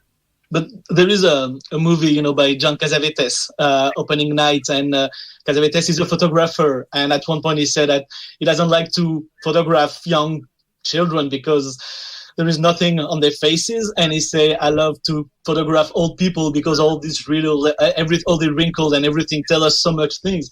And I think it's kind of beautiful. I mean, even if it's, of course, aging and everything, and maybe she's more beautiful without the fur coat, or maybe without the feminine side, I don't know, and only with the skin. I don't know how you feel about that. First of all, one thing that came to my mind was that my background is in fine arts, so we had drawing nude classes, and it was always most interesting to draw old people. It was just, if you had a young muscular guy or beautiful lady, there was nothing, to really hook onto. But the old bodies were really always very interesting and inspiring. And the second thing is that one inspiration that I had for the character was the heroine of a documentary by the Maisels brothers, Grey Gardens. It's a story about two women, mother and daughter, who are the cousins of Jackie Kennedy, and they lived in luxury and in a beautiful house. And at the end, after the war, they declined in poverty, and they live in this house with many cats, and it's dirty. And the daughter, and they almost don't contact the outside world. And the daughter, she has some kind of a hair problem. Her hair was falling out, so she has a headscarf, and she has a fur coat that she wears occasionally. And she reminisces also on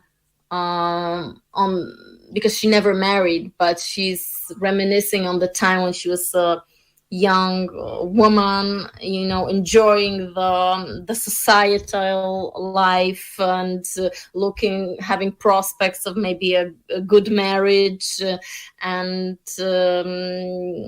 living in good conditions. So her life is looking back to these times, and the fur coat is also a kind of symbol. Marie-Pauline? Yeah, in your movies there are lots of women, maybe the same or not, so we don't know. But I really like the way you portray them, because they're both feminine and at the same time they're real.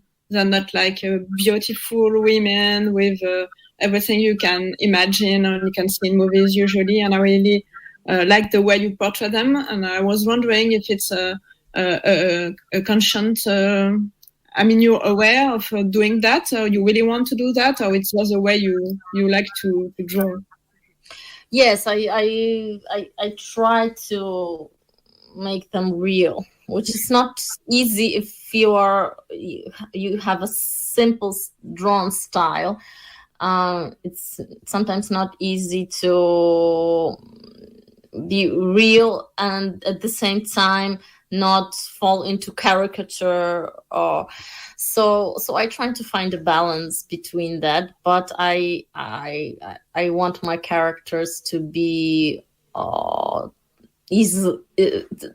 I want it to be possible to identify with them. Now let's talk about something it's important in your movie, and you change it a little bit in this one. We all thinking of what is she gonna do now with the music, because of course in the first one and second one we have a song at the end, and it was like I don't know Marie-Pauline for you, but I was like, okay, what is gonna be in this one? And there's a little twist in it. How did you change it? Why did you want it to have the character sing the song and not have it, sing by somebody else? First of all, it was the idea for the ending was not there from the beginning. So it was something I developed when I came back to the film. And first of all, it's important what she's singing. The song, I think it's an iconic song, and with its own context and history. And I for me, it was obvious that she has to sing it, that it has to be this old person singing and kind of struggling in a way, because when an older woman sings, it's you can feel that it's not so smooth, that it takes some effort to make that sound. So that's what I wanted to be felt, that she's making this effort for this last performance, for this gesture. So we have to talk a little bit about the song, which, like you said, it's an important song by Pete Seeger. Pete Seeger is a famous folk song. He had a problem with McCarthy during the McCarthyism.